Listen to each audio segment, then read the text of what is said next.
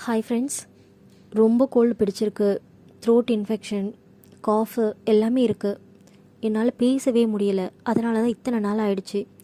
இப்போவும் கூட வாய்ஸ் இன்னும் சரியாகலை. கொஞ்சம் அட்ஜஸ்ட் பண்ணிக்கோங்க. வாய்ஸ் இப்படி தான் இருக்குது. அடுத்த யூடிலெலாம் ட்ரை பண்ணுறேன் பெஸ்ட்டாக கொடுக்க. அத்தியாயம் 12. பாலைவன மனதில் விழுந்திட்ட முதல் மழையாய் காதல். மண்ணில் ஈரம் சேர்த்து பாலையில் பூக்கள் பூக்குமா? முட்டை விழுந்து மனம் பரப்புமா? காலை வெயில் பட்டு மேனியில் வியர்வை அரும்புகளை மலரச் செய்திருந்தது. பத்திரிகை அலுவலகம் நோக்கி போய்கொண்டிருந்தாள் வியனி. வழியிலேயே விஜயன் ஃபோன் செய்தான். சொல்லுடா. வியா, பைக் ரிப்பேர் ஆகிடுச்சு. நீ பிக்கப் பண்ணிக்கிறியா? நீ எங்கே இருக்க? அவன் அடையாளம் சொல்லவும் சரி இரு வரேன் என வைத்து விட்டாள். வியனி அங்கு போனபோது இடுப்பில் ஒரு கை வைத்துக்கொண்டு ஒரு விரலால் நாடியை தேய்த்து கொண்டு நின்றிருந்தான் அவன். வண்டியை கொண்டு போய் நிறுத்தினாள். அவன் வந்து வண்டியில் ஏறுவதற்குள் இவள் இறங்கியிருந்தாள். என்னவியா, நான் ஓட்டவா என்றான். அவனை பார்த்தவள் தன் வண்டியில் இருந்து ஒரு பையை எடுத்துக்கொண்டு அவன் வண்டியை அடைந்தாள். சீரியஸாக வண்டியை ஆராய்ந்தாள். அடுத்த 20 நிமிடங்களில் வண்டி ரெடியாகிவிட்டது. கன்னத்தில் கை வைத்தபடி அவளையே பார்த்த விஜயன் அவள் சொடக்கிட்டு அழைக்கவும் தலையை உலுக்கிக் கொண்டான். ஹேய், என்ன பண்ண? உனக்கு எப்படி இதெல்லாம் தெரியும்? ஏன் தெரிஞ்சுக்க கூடாதா? சேச்சே, அப்படியெல்லாம் இல்லை. ஆனால் பொதுவாக பொண்ணுங்க இதெல்லாம் தெரிஞ்சு வச்சுக்க மாட்டாங்க, அதான் கேட்டேன். எங்கள் அப்பா சொல்லி கொடுத்தாரு என்றான் பெருமையாக. ஓ, எப்போ என்றான். சின்ன வயசில் அப்பா கூட ஷெட்டுக்கு போவேன். அப்படியே கொஞ்சம் கொஞ்சமாக தெரிஞ்சுக்கிட்டேன். உனக்கும் ஆர்வம் இருந்திருக்கும். இல்லைனா இப்படி சின்ன வயசில் பார்த்ததை வச்சு பண்ண முடியாது. ஆமாம், எனக்கும் அந்த வேலை பிடிக்கும், அதனால தான். இல்லைனா ஈடுபாடு இருக்காது சொல்லிக்கொண்டே வண்டியில் ஏறினாள். என்ன சார், இப்போவாச்சும் ஆஃபீஸ் போகிற ஐடியா இருக்கா? இல்லை இங்கேயே நின்று மிச்ச தாடியையும் தேய்ச்சே எடுக்க போறியா? தோ வந்துட்டேன் என வண்டியை எடுத்தான். இருவரும் அலுவலகத்தை அடைந்தனர். அலுவலகமே பரபரப்பாக இருந்தது. இவர்களையே எல்லோரும் பார்ப்பது போலவும் தோன்றியது. இருவரும் ஒருவரை ஒருவர் பார்த்து தோள்களை குலுக்கிக் கொண்டனர். நடேசனின் அறைக்கு செல்ல அவர் எதையோ யோசித்து கொண்டு இருந்தார். சார் என்றபடி அவனது கவனத்தை ஈர்த்தனர். வியனி, கட்டுரை எந்த அளவில் இருக்குமா? கிட்டத்தட்ட முடிய போகுது. எடிட்டிங் பண்ணி முடிக்க வேண்டியதுதான். ஃபோட்டோஸ் என்றபடி விஜயனை பார்த்தார். ஐயோ, நான் எங்கே அவரை ஃபோட்டோ எடுத்தேன்? அவர் தான் அப்புறம் தரேன்னு சொன்னாரே. அப்படியே திகைத்தான். ஆனாலும் ரெடி சார் என்றான். வியனி, நீ இன்னொரு வேலையும் செய்யணுமே. என்ன சார்? நம்ம பத்திரிகையோட ஆண்டு விழா அன்னைக்கு இந்த கவர் ஸ்டோரி வர மாதிரி பார்த்துக்கோ. அப்புறம் அந்த ஃபங்க்ஷன் அன்னைக்கு ஆர்கே முக்கிய விருந்தினராக வரணும். அதையும் நீ தான் உறுதி செய்யணும். அங்கிள், இது அநியாயம். ஏன் என்னையே அவர்கிட்ட அனுப்புறீங்க? என்னை பார்த்தா இளிச்சவாய் மாதிரி தெரியுதா? நான் ஏன் அவரை கூப்பிடணும்? அது உங்கள் டிபார்ட்மெண்ட் தானே, நீங்களே பார்த்துக்கோங்க என்றாள். ஆமாம்மா, ஆனால் என்ன பண்ணுறது? அங்கிளுக்காக இதை நீ செய்வேன்னு நான் எல்லார்கிட்டேயும் சொல்லிட்டேன். ஏன்னா அவர் நிறுத்த கையெடுத்து கும்பிட்டாள் வியனி. போகிறேன் அங்கிள், போகிறேன். உங்களுக்கு எல்லாம் இருக்குது, என்னோட மித்து வரட்டும் பேசிக்கிறேன் என்று கூறிவிட்டு வெளியேறிவிட்டாள். விஜயன் அங்கேயே நிற்கவும் என்னவென நடேசன் கண்களால் வினவ ஒன்றுமில்லை என தலையசைத்தவன் அவள் பின்னாலேயே ஓடினான். எப்போ பாரு பொண்ணு இல்லை பொண்ணு இல்லைன்னு சொல்லியே ஏமாத்துறது புலம்பியபடியே கணினி முன் அமர்ந்தாள் வியனி. வியனி, எனக்கு ஒரு டவுட்டு என்றான். என்ன? என்ன? அவரை ஒரு முறை சார்னு சொல்கிற, ஒரு முறை அங்கிள்னு சொல்கிற, இதில் எது நிஜம்? இந்த ஆராய்ச்சி உனக்கு இப்போ தேவையா? முதல்ல பாஸ்கிட்ட ஃபோட்டோஸ் வாங்கினியா? இல்லை தானே? அங்கிள்கிட்ட போட்டு கொடுக்கறதுக்கு முன்னாடி ஓடி போய் ஃபோட்டோஸ் வாங்கிட்டு வா. இல்லை அவ்வளவுதான், நடேசன் சார் உன்னை உரிச்சு தொங்க விட்டுருவார். இப்போ கூட குழப்பற பார்த்தியா? அங்கிள்ன்ற சார்ன்ற என்றபடியே யோசித்தான். நீ சரிப்பட மாட்ட, நான் அவர்கிட்டயே போய் சொல்லிக்கிறேன் என அவள் உள்ளே செல்ல, அடி பாவி நில்லடி, நானே போகிறேன் என்றபடி ஓடினான். வியனிக்கு இன்னும் சில கேள்விகள் கேட்கப்பட வேண்டியது இருந்தது. அது அவளின் சொந்த கேள்விகளாக இருக்க தானும் வருவதாக சொல்லிக்கொண்டு கிளம்பினாள். அவனே தன்னை வேண்டாம் என கூறியதும் இப்போது மம்படியாக அவளை நெருங்கி வருவதும் அவனுக்கு பயந்து அவன் காதலுக்கு விலகி ஓட நினைப்பதும் அவளுக்கே சங்கடத்தை தரும் நிகழ்வுகளாக இருக்கிறது. இதற்கு ஏதேனும் செய்தே தீர வேண்டும், முற்றுப்புள்ளி வைக்க வேண்டும். வேண்டாம் என்றால் போக வேண்டும், வேண்டுமென்றால் வர வேண்டும். இது என்ன நியாயம்? இதில் அவள் எதிர்பாராத போது முத்தமிட்டு துன்புறுத்துவதும் கடைசி வாக்கியத்தில் அவளுக்கே உடன்பாடில்லை. ஏனெனில் அவன் முத்தங்களை எதிர்பாராமல் இருக்கலாம், ஆனால் துன்பமென்று கூறிவிட முடியாதே. எண்ண ஓட்டத்தோடே கைகள் தன்னை போல வண்டியை இயக்கிக் கொண்டிருக்க போகுமிடம் ஏதுவென்று மனதிற்கு தெரியும் என்பதால் சரியாக வந்திருந்தாள். பின்னோடே விஜயனும் வந்து சேர இருவரும் உள்ளே நுழைந்தனர். இப்போ நீ என்னதான் சொல்ற என்ற கணீர் குரலில் அப்படியே தேங்கி நின்றாள் வியனி. வியா வா, விஜயன் அழைக்க வேண்டாம் என்பதாய் தலையசைத்தாள். என்ன என்றான். இப்போ போக வேண்டாம், இன்னொரு நாள் வரலாம் வா என கூறி அவன் கையை பிடித்து இழுத்தபடி திரும்பி நடந்தாள். ஓ, இங்கேயும் வந்துட்டியா? அதான் இவ்வளவு நாள் நல்லா இருந்தவன் இப்போ மறுபடியும் மயக்கத்தில் திரியறான் என்றார் ராகவின் தாய் பாகியலட்சுமி. அவன் கனவை கலைச்சி முன்னேற விடாமல் பண்ணணும், அதானே உன்னோட எண்ணம்? அப்படியே அந்த இடத்தில் பசை போட்டது போல ஒட்டி கொண்டன வியனியின் கால்கள். வியா, அவங்க ஏதோ கேட்குறாங்க என்றான் விஜி. அசையாமல் நின்றவள் வா என அவனை இழுத்தபடி முன்னேற, நில்லுடி, கேட்டதுக்கு பதில் சொல்லிட்டு போ, இப்போதான் நிம்மதியாக இருக்கோ? அதான் எவன் கையோ பிடிச்சிட்டு சுத்துறியே, அப்புறம் எதுக்கு இன்னும் என் பிள்ளையை தேடி வர? ஏன் ஆர்கே போல இவன் இல்லையோ? வசதியில் அறிவில் எல்லாத்துலேயும் என் புள்ள போல இல்லைன்னு தான் திரும்ப வந்துட்டியோ? ஆனால் ஒன்று, போன முறை போல இப்பவும் விட்டுட்டு போவேன்னு கனவு கூட காணாத என கேப் விடாமல் பேசி கொண்டிருந்தார். வியா, இவங்க யாரை சொல்கிறாங்க? யார் இவங்க? விஜி கேட்டுக்கொண்டு இருக்கும்போதே இதோட நிறுத்துங்க என்ற ராகவின் குரல் ஒலித்தது. மூவரும் திரும்பி பார்க்க குளித்து முடித்த ஈர உடலுடன் இடையில் டவலோடு கண்களில் அக்னியோடும் நின்றிருந்தான் ராகவ். இவர் யார் சொல்றாரு? விஜயன் நினைக்க, வா விஜி என அவன் கையை பிடித்து இழுத்து கொண்டு வெளியேறினாள் வியனி. பின்னாலேயே வியூ என ராகவ் அழைப்பது காதில் விழுந்தது. ஆனாலும் வேக எட்டுக்களுடன் விஜயின் கையை விடாது பற்றி கொண்டு வெளியேறிவிட்டாள். டேய் விடுடா, அவ போனா போறா, உன் முன்னாடியே இன்னொருத்தன் கையை பிடிச்சு இழுத்துக்கிட்டு ஓடுறா, ஒழுங்கும் கெட்டவ, அவ பின்னாடி போற என எல்லலாக கூறினார் பாகியலட்சுமி. ஏன், அவன் கையை பிடிச்சிட்டு போறதுல என்ன தப்பு? ஒழுக்கம் என்ன கையிலையா இருக்கு? அடுத்த வார்த்தையை அப்படியே நிறுத்தியவன், என்னை பேச வைக்காதீங்க. உங்களை போல உள்ளவங்க பழைய பஞ்சாங்கம் பேசி பேசி தான் தோல் கொடுக்குற நட்பு கூட இந்த காலத்தில் ஏதோ கள்ளக்காதல் போல மறைச்சு வைக்க வேண்டியிருக்கு. ஒழுக்கங்கிறது அடுத்தவனுக்கு கெடுதல் நினைக்காம வாழறதுல தானே தவிர, பிடிக்காத வாழ்க்கையை பொறுத்துக்கிட்டு வாழறதுலையோ இல்லை உண்மையான நட்பை வெளியே சொல்லிக்காம ஓடி ஒளிஞ்சு வாழறதுலையோ இல்லை. ஒருத்தரோட உண்மையும் நேர்மையும் கண்ணில் தெரியும்.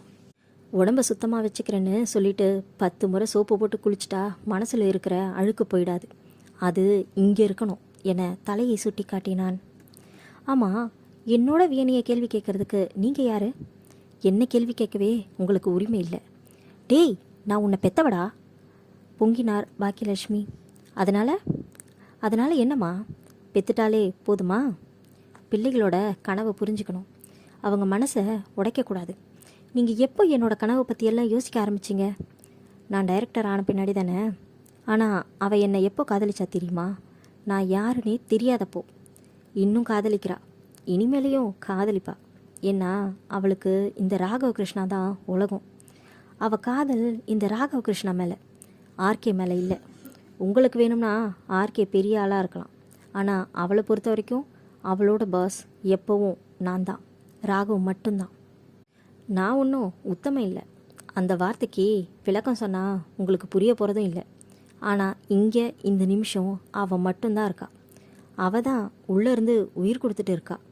என்னால் இதை விடவும் பெரிய இடத்துக்கு போக முடியும், ஆனால் அது அவள் இங்கே இருக்கிறதால மட்டும்தான் என தலையை தொட்டு காட்டியபடி சொன்னான். அதை நான் எப்போ உணர்ந்துட்டேன். அதன் பிறகு பின்னங்கழுத்தை தடவியவன் வேகமாக உள்ளே சென்று கதவை மூடிக்கொண்டான். எத்தனையோ கோடீஸ்வரர்கள் ஆர்கேவிற்கு பெண் கொடுக்க முன் வந்துள்ள நிலையில் இவன் இந்த ஊர் பேர் தெரியாதவளை நினைச்சிட்டு இருக்கானே. பதறிக்கொண்டிருந்தது பாகியலட்சுமிக்கு. இன்று ராகவ் பேசிய பேச்சில் தன் எண்ணம் முழுவதும் தவிடு பொடி ஆனதைப் போல உணர்ந்தார் அன்னை. அத்தியாயம் 13. நான் பார்த்தபோது முறைத்தாய், நான் சிரித்தபோது ரசித்தாய், கண்களால் உன்னை அளந்த போதெல்லாம் கண்டுகொள்ளாமல் போனாய், உன் ஸ்பரிசம் பட்ட போதெல்லாம் சிலிர்த்தேன், அலட்சியமாய் தோல் குலுக்கினாய், அதையும் ஏற்றுக்கொண்டேன் காதலென. என்னை ஏற்றுக்கொள்வாயா காதலி என? யாரோ தன்னை துரத்தி வருவது போல அடித்து பிடித்து ஓடி வந்து அமர்ந்தாள் வியனி. பக்கத்திலேயே அமர்ந்து அவளை வித்தியாசமாக பார்த்திருந்தான் விஜயன். அவள் பையில் இருந்து தண்ணீர் பாட்டிலை எடுத்து கொடுத்தான். வாங்கி மடமடவென குடித்தாள். அதன் பிறகும் பேசவில்லை. வியா, என்ன இதெல்லாம்? அவங்க யாரு? உன்னை ஏன் தப்பாக பேசணும்?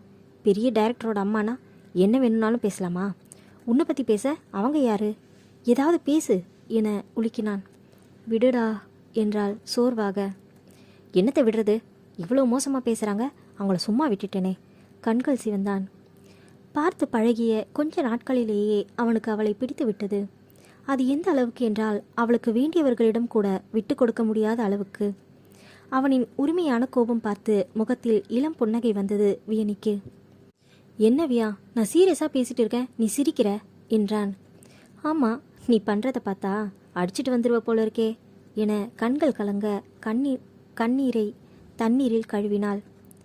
ஹே, போதும் ஓட்டினது, இப்போ சொல்ல போறியா இல்லையா என்றான் கோபமாக.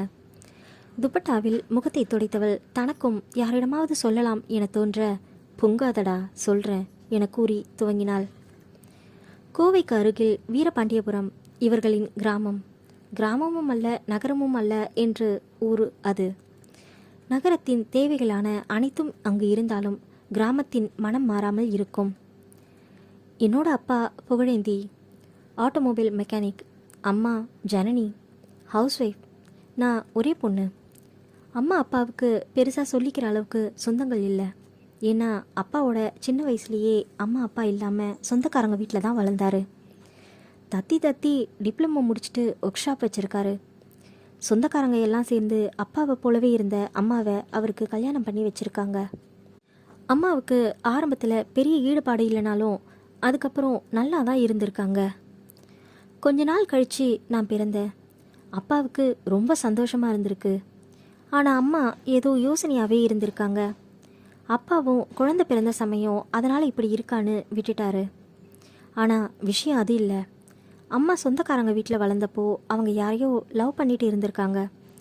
அது தெரிஞ்சே அவங்க சொந்தக்காரங்க பிரச்சனை வந்துட போகுதுன்னு அம்மாவை அவசரமாக அப்பாவுக்கு கல்யாணம் பண்ணி வச்சுட்டாங்க. ஹாஸ்பிட்டலில் நான் பிறந்தப்ப அந்த ஆளை அம்மா பார்த்துருக்காங்க. அதனால் மனசில் ஏதோ குழப்பம். அவங்களுக்கு என்ன பேசுறது என்ன பண்ணுறதுன்னு தெரியல. அப்புறம் என்றான் விஜி. அப்பா என்னன்னு கேட்டால் சொல்ல மாட்டாங்களாம். ஆனால் விலகி விலகி இருந்திருக்காங்க. என்ன மட்டும் பார்த்துப்பாங்களாம். மற்ற நேரம் சோகமாகவே இருந்திருக்காங்க. ஒரு நாள் அப்பா இதை அப்படியே விடக்கூடாதுன்னு முடிவு பண்ணியிருக்காரு. மதிய நேரம் கடைக்கு பக்கத்தில் தான் வீடு. அதனால் சாப்பிட வீட்டுக்கு வருவார். அப்போது மதிய வெயிலில் இருசக்கர வாகனத்தில் வீட்டிற்கு வந்தார் புகழேந்தி. பிள்ளையை மடியில் வைத்து கொண்டு அமர்ந்திருந்தாள் ஜனனி. பார்வை எங்கோ இருக்க கவனம் வேறு எங்கோ இருந்தது. என்ன பண்ணுற ஜனனி? அவர் கேட்க அடித்து பிடித்து எழுந்தவள் கையில் இருந்த பிள்ளையை கீழே போட இருந்தாள். சட்டென புகழேந்தி தாங்கிக் கொண்டார். பதறிப்போனவள் கண்கள் கலங்கி அழுது. என்னாச்சு ஜனனி? ஏன் இப்படி இருக்க? அப்படி உனக்கு என்னதான் பிரச்சனை? கோபமாகவே கேட்டார் புகழேந்தி. ஒன்றுமில்லை, மறைக்க முயன்றவரை கைப்பிடித்து தடுத்தார். ஆனால் ஜனனி விலகி கொண்டாள். இப்போ நீயே சொல்றியா இல்லை நான் சொல்லவா என்றார். அப்போது வாசலில் ஒரு வாகனம் வந்து நிற்க அதிலிருந்து ஒரு இளைஞன் இறங்கி வந்தான். அவனை கண்டதும் பதறிப்போனாள் ஜனனி. ஆனால் புகழ் இயல்பாக வரவேற்றார். வாங்க விக்டர் என வரவேற்றார். ஜனனி முகம் இறுக கை கால்கள் நடுங்க நின்றிருந்தாள். வந்தவன் ஏதும் பேசவில்லை. மாறாக பலத்த அமைதி நிலவியது. அவ்விடத்தில் அந்த அமைதியை புகழ் கலைத்தார். ஜனனி, உனக்கு இவர் தெரியுமா என்றார். அவள் மௌனமாக தலையாட்டினாள். இவர் கொஞ்ச நாளாக நம்ம வீட்டையே சுற்றி சுற்றி வர்றதா கேள்விப்பட்டேன். அதான் வீட்டுக்கே கூப்பிட்டு பேசிடலாம்னு நினச்சேன். யார் ஜனனி இவர்? அது அது தயங்கினாள். பரவாயில்ல, சொல்லு, எனக்கும் தெரியும் என்றார் புகழ். சார், நானே சொல்கிறேன். நாங்கள் ஸ்கூல் படிக்கும்போதே லவ் பண்ணோம். அவங்க வீட்டில் ஒத்துக்கலை. அப்போ பார்த்து எனக்கு வெளிநாட்டில் வேலை கிடச்சிது. நான் போயிட்டு வந்து கல்யாணம் பண்ணிக்கலான்னு போயிட்டேன். அதுக்குள்ளே உங்களுக்கு கல்யாணம் ஆகிடுச்சு என்றான் அவன். முழுவதும் கேட்ட புகழ் ஜனனியை பார்த்தார். இப்போ கூட சொல்கிறேன் ஜனனி, நீ இவர் கூட ஃப்ரெண்டாக பழகிறதுல எனக்கு எந்த ஆட்சேபனையும் இல்லை. ஆனால் உன் மனசில் இருக்கிற குழப்பம் என்னன்னு எனக்கு தெரியணும். நீயே அவர்கிட்ட பேசு. அதுக்கு பிறகு சொல்லு, என்னன்னு முடிவு பண்ணலாம் என்றார். சார், நான் ஜனனியை இப்பவும் விரும்புகிறேன். அதுக்காக உங்கள் லைஃப்பை கெடுக்கணும்னு நினைக்கல. ஆனால் அவளும் என்னை விரும்பி வந்தா நீங்கள் தான் முடிவை சொல்லணும். என்ன ஜனனி என்றார். புகழுக்கு ஏற்கனவே தெரியும், திருமணமான நாள் முதல் அவள் இயல்பாக இல்லை என்று. கடமைக்குத்தான் மனைவியாக வலம் வந்தாள். காதல் துளியும் இல்லை. சரியாக விடும் என நினைத்தது தன் தவறு என தாமதமாக தெரிந்தது. நீ போ ஜனனி, அவர் கூட என்றார் பிசிறின்றி. அச்சோ, அதிர்ந்து வாய் மூடி நின்றாள் ஜனனி. ஆமாம், உண்மையாக தான் சொல்கிறேன். உன் மனசு என்கிட்ட இல்லை. அது இல்லாமல் இந்த உடம்பு மட்டும் வச்சு வாழறது கேவலம். இனியும் அதை செய்ய என்னால் முடியாது. அதனால் நீ போ. நீ யாரை பற்றியும் கவலைப்படாத. இவ என் பொண்ணு. பிள்ளைய நான் பார்த்துக்கிறேன், போ என்றான். ஐயோ, நான் எப்படி போவேன்? நீங்கள் சொல்கிறது உண்மைதான். என்னால் மனசார உங்களை ஏற்றுக்க முடியலை தான். என் மனசில் இவரை வச்சுக்கிட்டு உங்கள் குழந்தைக்கு தாயான அப்போவாவது என்னோட மனசை மாறும்னு நினச்சேன். நடக்கலை. ஆனால் நமக்கு இப்போது குழந்தை இருக்குது. அதோட எதிர்காலம் இப்போது முக்கியம். அதனால் இந்த பேச்சு வேண்டாம் என முகமூடி அழுதாள் ஜனனி. இல்லை ஜனனி, வாழ்க்கை இன்னும் இருக்குது. எப்போவோ செய்த தப்புக்காக எவ்வளோ வருஷம் தண்டனை அனுபவிப்ப? இன்னும் வாழப்போகிற 40 வருஷமும் இதே போல் நடிக்க போறியா? எனக்கும் உள்ளுக்குள்ளே நெருடலாகவே இருக்கும். இதோட வாழறத விட்டுட்டு நிம்மதான வாழ்க்கையை தேர்ந்தெடு. வாழ உனக்கு எல்லா உரிமையும் இருக்குது. ஆனால் இவ பெண் குழந்தையா வேற இருக்காளே, என்னை வச்சு இவளை கேவலமாக பேசுவாங்களே என அழுதாள். இல்லை, யார் என்ன பேசினாலும் என் மகளை நான் சரியான முறையில் வளர்ப்பேன். எந்த ஏச்சு பேச்சும் என் மகளை தாக்காது. தைரியம் சொல்லி வளர்ப்பேன். இவ என் மக, நான் இவளுக்கு பொறுப்பு. நீ கிளம்பு என்றார் முடிவாக.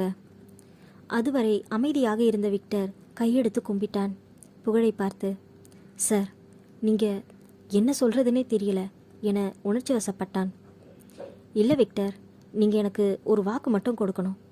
ஜனனியை இந்த பழைய வாழ்க்கையை சொல்லி காட்டி கஷ்டப்படுத்தக்கூடாது என கேட்டுக்கொண்டார். கண்டிப்பாக சார் என்றான் உடனே. இவ இல்லாமல் நான் வெறும் உடலாக மட்டும்தான் வாழ்ந்துட்டு இருந்தேன். இப்போ எல்லாம் சரியாகிடும் என்றான் காதலாக.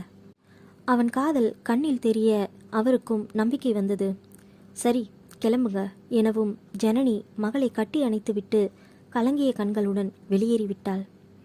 மகளை அணைத்து நின்ற புகழ், உனக்கு நான் இருக்கேன் கண்ணம்மா என நெற்றியில் முத்தமிட்டான். இதை கண்கள் கொட்டாமல் கேட்டுக்கொண்டிருந்தான் விஜயன். அவன் தலையிலேயே தட்டினாள் வியனி. என்னடா என கேட்டாள்.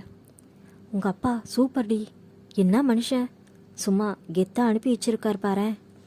ஆமாம் ஆமாம், அனுப்பி வச்சிட்டாரு. ஆனால் அதுக்கப்புறம் அவர் பட்ட அவமானம் கொஞ்சம் நஞ்சம் இல்லை என்றாள் மகளாக. இங்கே ஒரு பொண்ணை வச்சு தான் அவளை சார்ந்த ஆணோட அடையாளம் தீர்மானிக்கப்படுது. ஓடிப்போனவ புருஷன், ஓடிப்போனவ அண்ணன், ஓடிப்போனவ அப்பா, புள்ள, இப்படி. எங்கள் அப்பாவும் அதையெல்லாம் சமாளிக்க ரொம்ப போராடினார். பலன்தான் பூஜ்யம். கை குழந்தையாக இருந்த என்ன ஷெட்லேயே தொட்டில் கட்டி தூங்க வைப்பார். காலையில் கிளம்பி போனால் நைட் வர அங்கே தான். விளையாடுறதுலேருந்து படிக்கிறது வரைக்கும் அங்கே தான். அம்மா போன விஷயம் சட்டுன்னு எல்லோருக்கும் தெரிஞ்சிடுச்சு. அது என்னவோ எல்லோருக்கும் அடுத்தவங்க விஷயம்னா அல்வா சாப்பிட்ற மாதிரி இருக்கும் போல. இதில் ஆர்கே அம்மா எப்படி வந்தாங்க என்றான். அவங்க எங்கள் பக்கத்து வீடு. சாதாரணமாக வீடுன்னு சொல்லிட முடியாது, அவ்வளோ பெரிய பங்களா அது. எங்கள் அப்பா சின்ன வயசுல இருந்தே சின்ன சின்ன வேலை செஞ்சு சேர்த்த காசில் வாங்கின இடம் அது. அவங்களுக்கு பக்கத்தில் ஒரு 1/4 மணி அளவில் இருந்த வீடு எங்களோடது. அப்போது அந்த அம்மா பக்கத்தில் இருக்கிற எல்லா இடத்தையும் வாங்கிடலாம்னு நினச்சிருக்காங்க. அதுக்கு அப்பா மட்டும் ஒத்துக்கலை. அதனால் முதல்ல இருந்தே அவங்களுக்கு எங்களை பிடிக்காமல் போச்சு. அம்மா விஷயம் தெரிஞ்சதும் இன்னும் வசதியாக போச்சு. பேச ஆரம்பிச்சிருக்காங்க. பாக்கியம் கணவர் ராஜசேகர் பெரிய ஜமீன்தாராக இருந்தார். அவருக்கு ஊரில் நல்ல பேரும் புகழும் இருந்தது. ஆனால் ஆயுசு இல்லாமல் கார் விபத்தில் மரணமடைந்தார். எளிய குடும்பத்தில் இருந்து வந்த பாக்கியத்தை கோவில் திருவிழாவில் பார்த்து பிடித்து போய் மணந்து கொண்டார். ஜமீன்தாரை மணந்ததும் தலையில் கொம்பு முளைக்காத குறைதான். இருந்தாலும் ராஜசேகரின் நற்குணத்தால் அடங்கியிருந்தார். அவர் மரணம் இவரை ரொம்பவே மாற்றிவிட்டது. ஒரே மகனாக இருந்த ராஜசேகரின் சொத்துக்களை காப்பாற்ற வேண்டிய பொறுப்பு வந்தது. இளம் பெண்ணாக இருந்ததால் சொத்துக்கள் சொந்தங்களை சொந்தங்களே அபகரிக்க காத்திருந்தனர். தன்னையும் தன் மகனையும் சுற்றியிருந்த ஆபத்துக்களை கண்டு மிரளாமல் அதை சமாளிக்க அவர் கையில் எடுத்துக்கொண்ட குணம்தான் அடாவடித்தனம். அதனாலேயே அவரின் குணம் மேலும் மாறிப்போனது. யாரையும் மதிக்க எண்ணவில்லை. அனைவரும் அவருக்கு கீழேதான் என நினைத்தார். பெற்ற மகனை கூட தனக்கு அடிபணிந்து நடக்கும்படி வளர்த்தார். ஆனால் ராகவ் அப்படி அடிபணிய மறுத்துவிட்டான். அவனுக்கு ராஜசேகரின் குணமே அமைந்திருந்தது. எல்லோரும் ஒன்றுதான் என பாவிக்கும் மனோபாவம் இருந்தது. மகன் தனக்கு எதிரான குணமுடன் இருப்பதை பாக்கியத்தால் பொறுத்து கொள்ள முடியவில்லை. அது அவரை இன்னும் வெறியேற்றியது என்றே சொல்லலாம். கணவன் விட்டுப்போன தொழிலை கட்டி காத்தார். கிடைத்த இடங்களையெல்லாம் வளைத்து போட எண்ணினார். அப்படி நினைத்த இடம்தான் புகழேந்தியின் இடம். ஆனால் அவரால் அந்த இடத்தை வாங்க முடியவில்லை. கணவன் இறந்த பிறகும் கௌரவமாக வாழும் தனக்கு அருகில் ஓடிப்போன ஒருத்தியின் கணவன் வசிப்பதை கூட அவர் விரும்பவில்லை. தனக்கும் அவர்களுக்கும் இடையில் எவ்வளவோ வேற்றுமை இருந்தாலும் தான் கணவனை இழந்தும் கண்ணியம் மீறாமல் வாழும்போது கட்டிய மனைவியை அடுத்தவனுடன் அனுப்பி வைத்தவனும் அருகே இருப்பது அவரால் பொறுத்து கொள்ள முடியவில்லை. இதனால் புகழேந்திக்கு பலவிதமாக தொல்லை தர முனைந்தார். அவரின் தொல்லைகளுக்கு எல்லாம் முட்டுக்கட்டையாக இருந்தது யாரென்றால் அவர் பெற்ற மகன் ராகவ கிருஷ்ணாதான்.